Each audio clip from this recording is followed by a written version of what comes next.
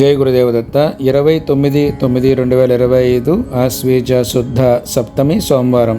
ఆశ్వీజ నవరాత్రుల్లో 7వ రోజు. ఈ రోజు అమ్మవారిని కాళరాత్రి దేవి కింద పూజించాలి. చూడడానికి భయంకరంగా ఉన్న ఈ అమ్మవారు సమస్త శుభాలని అనుగ్రహించే అవతారం. ఈమె గార్ధవాన్ని అంటే గాడిదని అధిరోహించి ఉంటుంది. ఈమె అనుగ్రహంతో సాధకుడికి మృత్యు భయం నుంచి విముక్తి కలుగుతుంది. అంటే అకాల మృత్యు అనేది దరిచేరదు. అలాగే ఉద్యోగ వ్యాపార అభివృద్ధి అనేది అవుతుంది. సాధకుడి యొక్క సహస్రార చక్రం ఈమెను పూజించడం వల్ల జాగృతమవుతుంది. అమ్మవారిని ఈ రోజు నీలం రంగు వస్త్రాలు ధరించి అర్చించి కదంబం అంటే అన్ని రకాల కాయగూరలు అన్నంతో కలిపి చేసిన నైవేద్యాన్ని సమర్పించాలి. గుడికి వెళ్లి దర్శనం చేసుకునేవారు ఈ రోజు నీలం రంగు అంటే రాయల్ బ్లూ రంగు వస్త్రాలు ధరించి వెళితే మంచిది. విజయవాడలోని ఇంద్రకీలాద్రి పర్వతంపై వేంచేసి ఉన్న దుర్గాదేవిని ఈ రోజు మూలా నక్షత్రం ఉండడం వల్ల శ్రీ సరస్వతీ దేవి కింద అలంకరించి అర్చిస్తారు. ఈ రోజు జపించవలసిన కాళరాత్రి దేవి ధ్యాన శ్లోకం: ఓం కరాళ రూప కాళాబ్జ సమానాకృతి విగ్రహ కాళరాత్రి శుభం దద్యాత్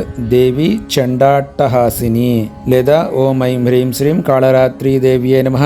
అలాగే జై దుర్గే నారాయణి నమోస్తే. ఈ 2 మంత్రాలను ఈ రోజు 108 సార్లు జపం చేసుకోవాలి. జై గురుదేవదత్త.